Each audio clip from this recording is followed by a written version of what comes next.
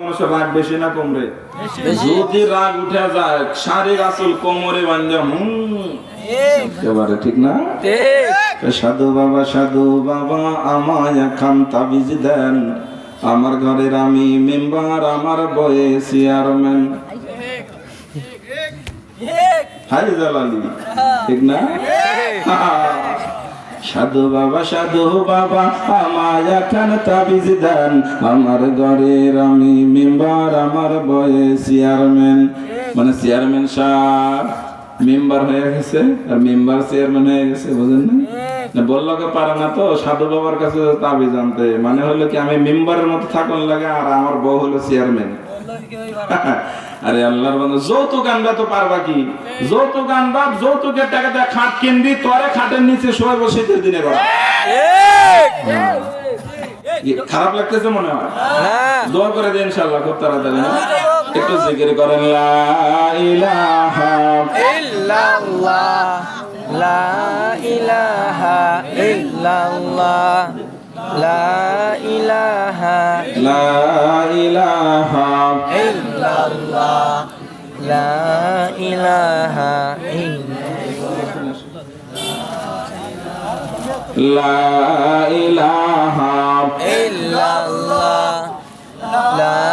ইলাহা ইল্লাল্লাহ।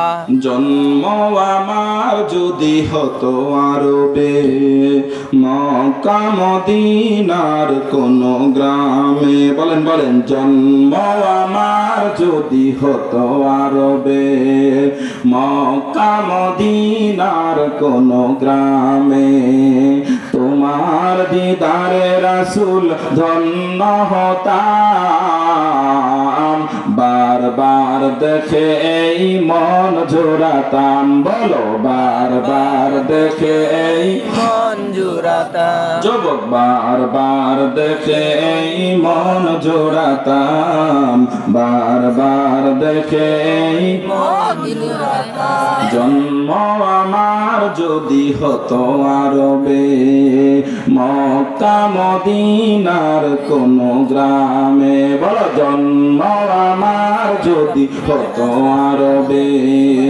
মক্কা মদিনার কোন, তোমার দিদারে রাসূল ধন্য হতাম, বারবার দেখে এই মন জোড়াতাম, বারবার দেখে এই মন জোড়াতাম, বারবার দেখে এই মন জোড়াতাম। আল্লাহ আমাদেরকে তৌফিক দাও, আমিন কও আমিন। মক্কা মদিনার মুসাফির না বানায়া আজকে যারা ঠান্ডার মধ্যে বয়ে রয়েছে, আমার মুরব্বী যুবকদের কারো মৃত্যু দিও না, জোরে চিল্লায় বলো আমিন। शौके आते से तो रुफ्ता हो सदा मैं बेकरार, हाजिर शहर मदीना कब नसीबे हो मुझे, गंदा देखा दरा दिखा दे रौजाए अतहर मुझे, दरमियाने कब्र मिंबर गिरगिराने दे मुझे, ओ मकाम दे मुबारक ही जियारत हो नसीब, जिसमें रहमत बेशुमारा देखने को दे मुझे, हाजिया सब देखते हैं राह में गारे हीरा, जिसमें हजरत मुस्तफा छुप कर बुलाते थे तुझे, इश्क लेकर हाजिरी हो जब मीना बाजार में, मिसले इस्माइल उसजा जानो कुर्बा हो मुझे, खानाए काबा को पूछो, खानाए काबा को पूछो तलबिया कहते हुए, इज़्तिराबे हज़रे अस्वद से मुशर्रद कर मुझे, ला इलाहा इल्लल्लाह, ला इलाहा इल्लल्लाह, ला इलाहा इल्लल्लाह, ला इलाहा इल्लल्लाह, ला ইলাহা ইল্লাল্লাহ লা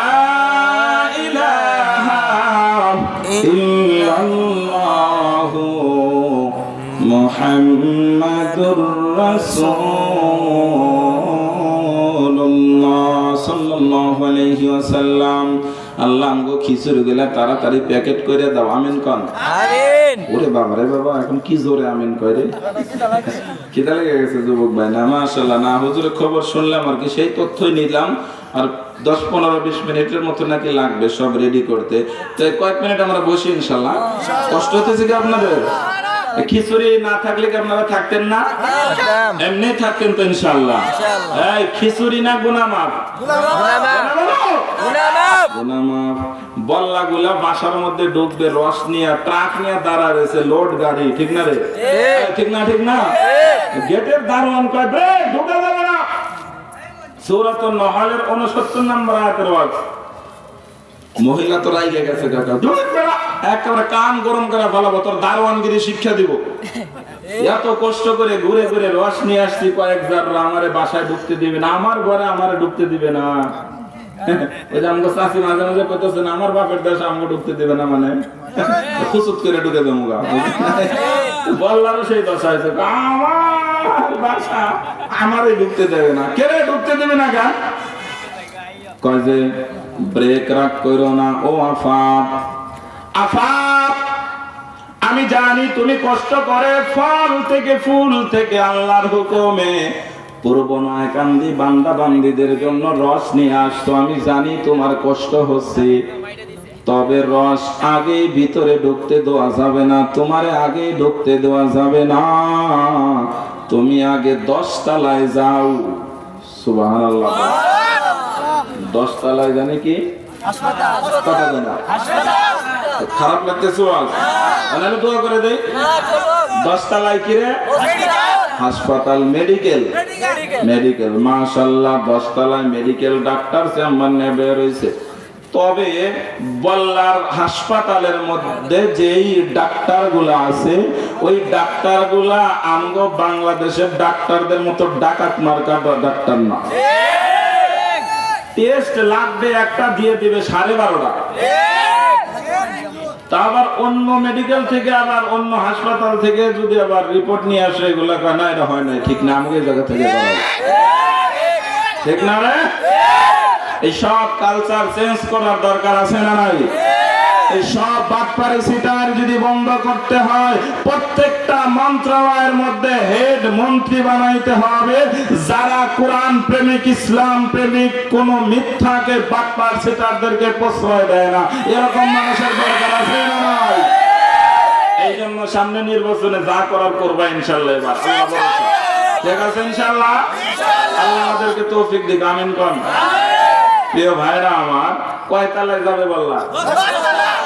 কয় 10 তলায় যামুকা, তোর কান কিন্তু গরম করে ভালাবো বেটা। 10 তলায় যামুকা? কয় না, রাগ করো না, কিয়ামত হইয়া যাব, 10 তলায় না গেলে বাসার মধ্যে ঢুকতে দিব না। কয় কেন? কারণ হলো রানী না করছে, ঢুকতে দেওয়া যাবে না। সুবহানাল্লাহ। 10 তলায় চলে গেছে। 10 তলায় যাওয়ার পর হাসপাতালের দারোয়ান সর্বপ্রথম যে গেট আছে, গেটের মধ্যে দিয়ে যখন ঢুকছে, ভিতরে যায় দেখে অনেকগুলো চেম্বার, কম্পিউটার নিয়ে, ল্যাব নিয়ে বয়ে রয়েছে, অনেক বল্লাগুলা ডাক্তার সবরা। সুবহানাল্লাহ। আল্লাহ বলেন মা হুয়া শিফাউল লিন্নাস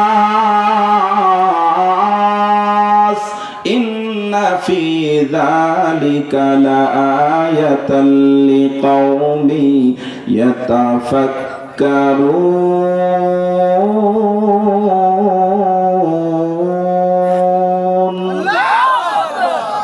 10 তলায় যাওয়ার পরে ডাক্তার গুলা কয় এদিকে আসো, বললা এদিকে আসো। কয় জি স্যার। তুমি কোন জায়গা থেকে আসছো? কয় আমি তারাইল থানায় গেছিলাম, ওই জায়গা থেকে কিছু রস নিয়ে আসছি। কয় দেখি দাও, রস দাও। সুবহানাল্লাহ। আল্লাহর কসম, আমি মাদানী সাহেব বানিয়ে বলছি না, আমার মালিক রে চেনো নাই রে, করিমগঞ্জের মানুষ। বল্লা নিয়ে কোনোদিন গবেষণা করো নাই? মধু তো খাইছো, বল্লার কামড় খাইছো। মধুর আর কামড়ের ওয়াজ আমার মালিক 14 নাম্বার পাড়ার মধ্যে দিয়া না তোমারে আর আমারে ডাক দেয়। আমি মালিক রে কি একটু চিনলি না রে গোলাম? সমস্ত কর্মী বল্লাগুলা রসগুলা ডাক্তাররা চেক করা শুরু করে দেয়। হাসপাতালের মধ্যে রিপোর্ট তৈরি হচ্ছে। 103 নাম্বার বললা। জি স্যার, এদিকে আসো। চেক করতেছে, মাশাআল্লাহ। তুমি কই গেছিলা? করিমগঞ্জের হাওরের পাশে গেছিলাম, ওই কেন্দুয়া থানার ওই সাইড থেকে স্যার কিছু পাইছিলাম, আর ওই রস টস নিয়ে আসছি। হ্যাঁ ঠিক আছে, তুমি অমুক জায়গা থেকে আসতো, অমুক রস, এটা হলো সরিষার ফুলের রস নিয়ে আসতো, এটা হলো এই কালারের রং হয়েছে, এই কালার, এটা হচ্ছে সাদা, এটা হচ্ছে ব্লু কালার, এই কালারের রং। তোমার রসের মধ্যে কোনো ভেজাল নাই, জীবাণু নাই, দুর্গন্ধ নাই, বিষ নাই। আর একটা আছে কয় 405 নাম্বার বললা। তুমি আসাম গেছিলা না ইন্ডিয়া গেছিলা? জি স্যার। তো ইন্ডিয়া থেকে আলহামদুলিল্লাহ ভালো রস নিয়ে আসছে, ওরা ভেজাল টেজাল বিষ দিতে পারে নাই, যদিও হাদির ব্যাপারে কিছু করছে, তবে তোমাদের এখানে কিছু দিতে পারে নাই, রস টস দিতে পারে নাই, ভেজাল রস দেয় নাই, বিষ দিতে পারে নাই, জীবাণু নাই, দুর্গন্ধ নাই, যাও তোমারে ঢোকার অনুমতি দেওয়া হলো। 410 নাম্বার বললা। জি স্যার। তুমি কই গেছিলে? আমি চিটাগাং থেকে রস নিয়ে আসছি স্যার। হ্যাঁ, তোমার রসের মধ্যে কোনো ভেজাল নাই, সব কিছু ঠিকঠাক আছে, কোনো বিষ নাই, জীবাণু নাই, ফ্রেশ একদম পরিষ্কার আছে, কোনো ভেজাল নাই, তোমাকেও ঢোকার অনুমতি দেওয়া হলো। এটা লেখে একেবারে সার্টিফিকেট দিয়ে সিল মেরে দিয়ে দেয়। বললা কয় আলহামদুলিল্লাহ, আলহামদুলিল্লাহ। সার্টিফিকেট নিয়ে দারোয়ানকে কয়, বেটা দেখ, আমি আল্লাহর বান্দা পূর্ব নয়াকাম দিওয়াদের জন্য ভালো রস আনতে পারছি, আলহামদুলিল্লাহ, আলহামদুলিল্লাহ। আমার রসের এর মধ্যে কোনো ভেজাল নাই। এ যুবক, এইভাবে চেক করতে করতে করতে করতে সবাইকে সার্টিফিকেট দেয়া যায়, সবাই রসগুলা ডাউনলোড করে। ইবনে কাসির বলেন, চেক করতে করতে হাজারে দুই একটা বললা মুনাফিকি করার কারণে, ভেজাল করার কারণে, যাদের রসের মধ্যে জীবাণু ধরা পড়ে, দুর্গন্ধ, ময়লা আবর্জনা, বিষ ধরা পড়ে, ভেজাল করতে চেয়েছিল, এরকম দুই একটা মুনাফিক মার্কা বল্লা যখন ধরা পড়ে যায়, রানীর আদেশে হুকুমে বল্লাটাকে হত্যা করে জমিনের মধ্যে ফেলে দেওয়া হয়। এই জন্য দেখবা বল্লার চাকের নিচে মাঝে মাঝে দুই চারটা মরা বল্লা দেখা যায়। কে কে দেখছো জীবনে হাত উঠায় দেখাও। এই বল্লার চাকের মধ্যে মরা বল্লা দুই চারটা দেখা যায়, তার কোনো কারণ নয়, ওই মুনাফিকি ভেজাল রস ঢুকাইতে চাইছিল, চেক পোস্টে ধরা খাইছে। আর আমাকে যদি ঢাকা মেডিকেল হইতো, কিসের ধরা টরা, বড় লোকের ছেলে ধর্ষণ করছে, ধর্ষণ মামলায় তো উল্টা পাল্টা হয়ে যায় ডাক্তারের রিপোর্টে, ঠিক না? ধরা বলো, খুনি আসামি অরিজিনালি সে খুন করছে, কিন্তু ডাক্তারের সার্টিফিকেট দেখাইতেছে, উকিল সার্টিফিকেট দেখাইতেছে, আসামির পক্ষে সার্টিফিকেট দেখায়। স্যার যাবো না মহামান্য আদালত, আমার মক্কেলের ব্যাপারে বানোয়াট একটা হত্যা মামলা সাজানো হয়েছে, কারণ বাদী বিবাদী যেই জায়গায় যেই রাত 12টার সময় খুন হয়, আমার মক্কেল মহোদয়, আমার স্যার রাত 12টার সময় অমুক হাসপাতালের অপারেশন থিয়েটারে ছিলেন, অমুক ডাক্তারের নেতৃত্বে, এই যে দেখেন তার সার্টিফিকেট। বোঝে নাই রে করিমগঞ্জের মানুষ, আছে না নাই? আছে না? চিল্লায় বলো, আছে না নাই? এই বাঙালি মুসলমান, তুমি আমি আল্লাহর মাখলুক আশরাফুল আম্বিয়া হয়ে বাটপারি সিটারি করে দুনিয়ার ডাক্তার ইঞ্জিনিয়াররা বানোয়াটি রিপোর্ট লিখতে পারো, আল্লাহর কসম বল্লার চাকের মধ্যে যেই মৌমাছিগুলা ডাক্তার হয়ে ডিউটি করে, তো ওরা আমার জন্য ভালো রস ঢুকানোর জন্য যে ডাক্তার বানায় রাখছে আমার মালিক, ওই ডাক্তার বল্লাগুলা জাররা থেকে জাররা পরিমাণ অনিয়ম, মিথ্যা রিপোর্ট, বানোয়াটি রিপোর্ট তৈরি করে না, করতে পারেই না। আল্লাহু আকবার। কষ্ট হলো মনে হয়? কর্মী বল্লাগুলো রস ঢেলে দেয়। ইবনে কাসির বলেন, একটা কর্মী বল্লা তার সারা জীবনের প্রচেষ্টায় 1 থেকে 2 গ্রাম মধু বানাইতে পারে, সর্বোচ্চ 3-4 গ্রাম মধু, আর বেশি বানাইতে পারে না। আরে আল্লাহর বান্দারা, 200 থেকে 250 গ্রাম মধু বানানোর জন্য একটা কর্মী বল্লাকে তথা বল্লা সমূহকে প্রায় 2 থেকে 2.5 লক্ষ কিলোমিটার দৌড়াইতে হয়। 250 গ্রাম মধু বানাইতে 2.5 লক্ষ কিলোমিটার দৌড়াইতে হয়। সুবহানাল্লাহ বলবা না? এই ওরা 2.5 লক্ষ কিলোমিটার দৌড়ায় কাদের জন্য রে? আমার মালিক রে চেনো নাই? মাদ্রাসার সভাপতির বাড়ির গাছ তো, সভাপতি সাহেব খালি কয় আল্লাহ 7.5 কেজি যেন মধু হয়। আমার বাড়ির গাছে হলে আমি কইতাম আল্লাহ আমার 15 কেজি দিও। আমাকে যে হুজুরের বাসায় যদি হতো, হুজুরও কইতো আল্লাহ নতুন বিয়ে করছি, শ্বশুর শাশুড়িরে খাওয়ান লাগবো, অমুকরে দেওয়া লাগবে, আল্লাহ মধু বেশি করে দিও আল্লাহ। কারি সাহেব হুজুরের বাড়ির গাছেও যদি হয় না, কারি সাহেব হুজুরে কইতো আল্লাহ বিয়ে করতে চাইতেছি সামনে, নতুন হুজুর টুজুর আল্লাহ সবাইকে মধু খাওয়ামো দিও। সভাপতির বাড়ির গাছের চাক বানাইছে তো, সভাপতির আবার খবর দিছে, সভাপতি সাহেবের বিয়েই বলতেছে বিয়ে সাহেব দেখবো শীতের মধ্যে মধু না দিয়ে কেমনে খায়। মেয়ের তরকারির শ্বশুর কয় বিয়ে সাহেব একা একা খায়েন না। ছেলের শ্বশুর কয় বিয়ে ভুলে যায় না, বিয়ে না মাঝে মাঝে ফোন দেয় বিয়ে সাহেব মধু কিনতে খাওয়ান দেবো না নিয়েন। এত জনের চাপ, সভাপতি সাহেব হাত উঠে ঈশান নামাজের পরে কইতেছে আল্লাহ 12-14 কেজি মধু যদি হইতো মোটামুটি আমার হইতো আর কি। এই সভাপতি সাহেব তুমি তো 12-14 কেজি মধু চাও, এই মুফতি শহীদুল ইসলাম মাদানী তুমিও তো 15 কেজি চাও, এই মাদ্রাসার রুহুল আমিন হুজুর হাফেজ সাহেব কারি সাহেব তুমিও তো 15-14 কেজি চাও। এ পূর্ব নয়াকান্দির মানুষেরা তোমরাও তো 12-14 কেজি 10 কেজি যেন হয় এটাই চাও। ও পর্দার আড়ালের মা তুমি সালাতুল হাজত কইরা কও আল্লাহ আমার গায়ে বাড়ির মধুটাও তুমি বেশি করে দিও, 12-14 আধা মন যেন হয়। তুমি আর আমি বেশি বেশি চাইতেছি তো 10 কেজি 5 কেজি 1 মন আধা মন, কিন্তু 100 গ্রাম নয় 250 গ্রাম মধু বানাইতে যাইয়া কর্মী বল্লা গুলারে না 2.5 লক্ষ কিলোমিটার দৌড়াইতে হয়। তার মানে হলো 1/2 কেজি মধু বানাইতে যাইয়া দৌড়াইতে হয় 5 লক্ষ কিলোমিটার। সুবহানাল্লাহ। 1 কেজি মধু বানাইতে দৌড়াইতে হয় 10 লক্ষ কিলোমিটার। আমার মালিক রে চিনছো? 10 লক্ষ কিলোমিটার দৌড়ায়া দৌড়ায়া ডিউটি করে করে তোর আর আমার জন্য 1 কেজি মধু বানায়া দেয়। আর ওই 1-1.5 কেজি 2 কেজি মধু যা হয় 1/2 কেজি যা হয় কেটে নিয়ে মন খারাপ আল্লাহ দিছিলে তো আর একটু দিতে। আমার মালিক রে চেনো নাই? 1 কেজি মধুর পার যদি 10 লক্ষ কিলোমিটার দৌড়াইতে হয় তোর 14 গোষ্ঠীরে 100 বছর দায়িত্ব দিলেও তো পারবি না। কথা কয় না? এ আমার মালিক রে চেনো নাই? মালিক রে চেনো নাই? গোটা করিমগঞ্জের মানুষ কিশোরগঞ্জের মানুষ মিলে 1 গ্রাম মধু বানাইতে পারবি না, পারবি না, পারবি না। কারণ আমার আল্লাহর আইন মানুষ তোদের জন্য মধু বানাইতে দেই নাই, আমি মধু বানানোর দায়িত্ব দিয়েছি মৌমাছিকে, ওরাই মধু বানাবে তোরা খাবি। সুবহানাল্লাহ। আল্লাহ বলেন গোলাম আমি মালিক রে চেনো নাই? আমি না পূর্ব নয়াকান্দি করিমগঞ্জে তোর মার পেটের মধ্যে তোরে বানাইতেছিলাম, আর তোর জন্য না আমি আল্লাহ আকাশের মধ্যে উড়াইয়া উড়াইয়া বল্লা দিয়া মধু বানাইতেছিলাম।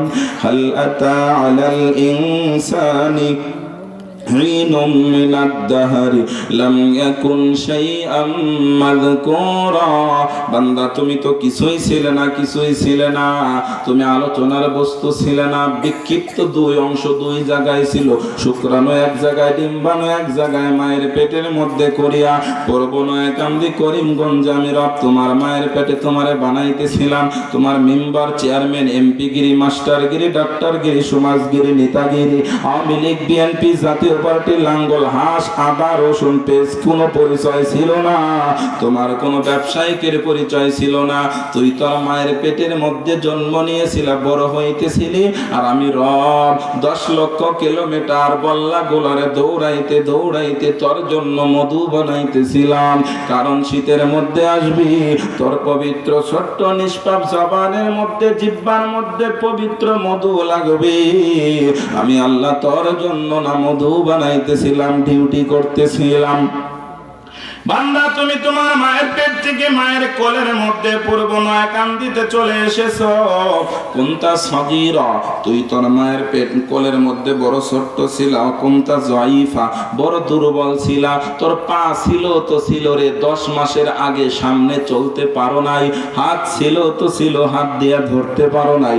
চোখ ছিল তো ছিল, চোখ দিয়া দেখতে পারো নাই। কান ছিল, ভালো করে শুনতে পারো নাই।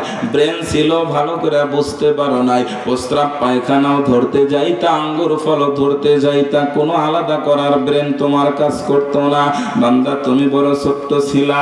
তোর মায়ের কোলের মধ্যে যখন ছিলি রে গোলাম, আমি আল্লাহ না তোর মায়ের বডির মধ্যে একটা কুদরতি এসি বানায় রাখছিলাম। শীতের মধ্যে এসি চালাইয়া, গরমের মধ্যে এসি চালাইয়া দুধ গোলারে ঠান্ডা করে তোর মুখের মধ্যে দিয়ে দিতাম।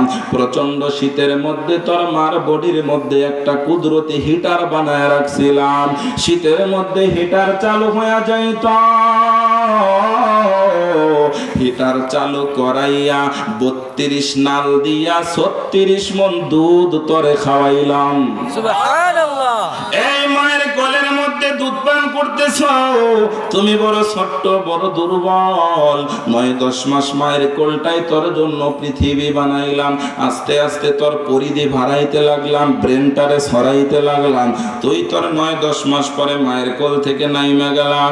মায়ের কোল থেকে জমিনের মধ্যে নেমে পা দিয়া চলা শিখতেছো। প্রাইমারি স্কুলে ভর্তি হয়েছো। ছোটবেলায় তোমার 4-5 বছরের আগ পর্যন্ত একা একা কেউ কোনো দিকে ছাড়তো না। মা আঙ্গুল ছাইরা দিত তো দাদির হাতে ধরাইয়া দিত, নানা ছাইরা দিলে তো মামার হাতে ধরাইয়া দিত। নাতির ধরিস, কোনো দিকে যেন যায় না, ঠিক না?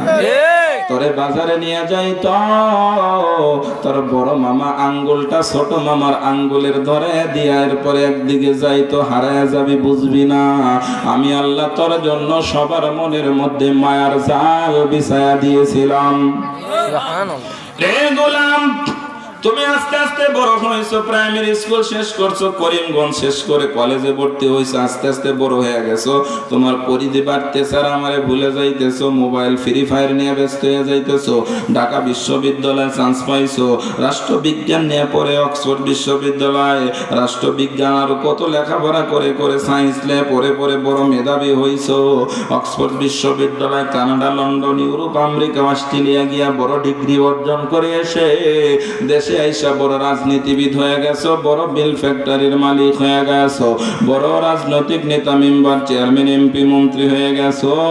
এখন আমি রব রে না, তুমি ভুলে গেছো? হ্যাঁ বুঝছি তো, তুমি এখন বড় হয়ে গেছো না, টাকা পয়সা হইছে, তোর বিল্ডিং আমারে ভুলাইয়া দিল, তোর অর্থ সম্পদ আমি রব রে এখন ভুলাইয়া দিছে, তোর বড় অ্যান্ড্রয়েড মোবাইল ফোন ভুলাইয়া দিছে, ফ্রি ফায়ার গেম আমি রব রে ভুলাইয়া দিছে। ইয়া আইয়ুহাল ইনসান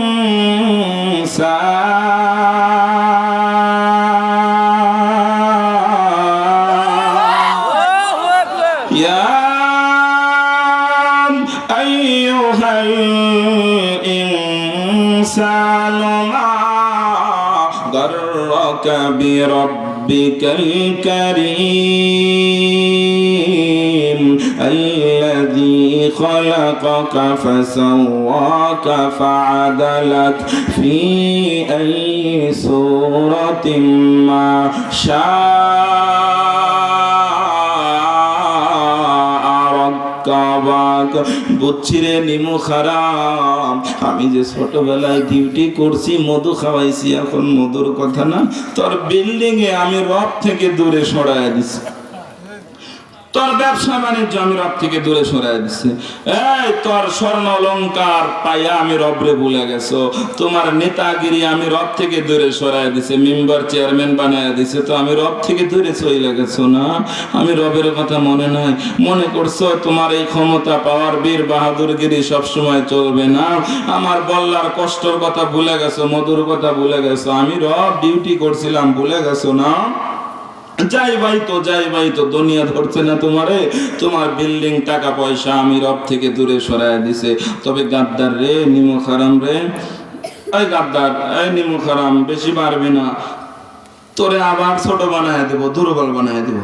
60, 70, 80, 90 বছর বয়স হয়ে যাবে, এই বুড়া ছোটবেলার মতো 90 বছর বয়সে পা আবার ঠিকই থাকবে, পা সামনে আর চলবে না। এই বুড়া হাত ঠিকই থাকবে, হাত আর শক্তি পাবে না। এই বুড়া তোর চোখ ঠিকই থাকবে, চোখ দিয়া দেখতে পারবি না। কান ঠিকই থাকবে ছোটবেলার মতো, কান দিয়া শুনতে পারবি না। ব্রেন ঠিকই থাকবে, ওযু করছো কি করছো না মনে থাকবে না, সব আওলা ঝাওলা করে দিব। ব্যাংকে কোটি কোটি টাকা থাকবে, কিন্তু তোর পা সামনে চলবে না। ঠিক না বা ঠিক বলো? তোরে না আমি আবার দুর্বল বানায়া ছোট বানায়া না, তোর পৃথিবী নামক করিমগঞ্জটারে না ছোট বানায়া, নয়া কান্দিটারে ছোট বানায়া না, আমি রব তোরে না একটা ছোট চাদরের মধ্যে ঢুকায়া দিব। আমার মালাকুল মাউত তোরে না পাকড়াও করে ফেলবে। আমি মালিকের দিকে টান দিয়ে আমি আমার মধুর হিসাব পাই পাই করে যাব। 5 লক্ষ 10 লক্ষ কিলোমিটার দৌড়াইছিল বল্লাগুলা, মধুর হিসাব দিয়ে যাও। ঠিক না ঠিক? فإذا جاء أجلهم لا يستأخرون ساعة ولا يستقدمون।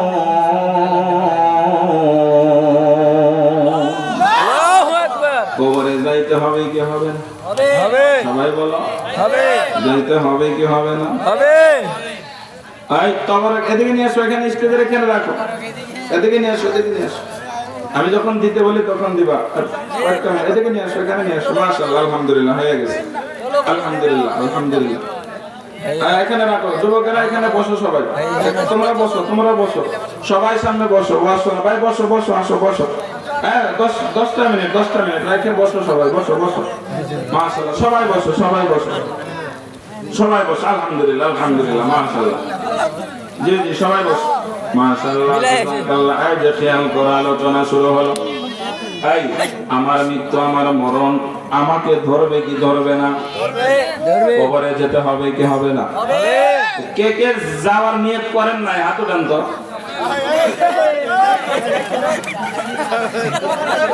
এরা বলবে না, বুঝছে না হুজুর। বসো বসো, এখানে সামনে আসো না, ভিতরে আসো, ভিতরে এখানে আসো, আসো তো কয়েকটা মিনিট বসো যুবক ভাইরা। মাশাআল্লাহ, তোমরা কষ্ট করছো, আলহামদুলিল্লাহ। বসো বসো, এখানে বসো, বসো।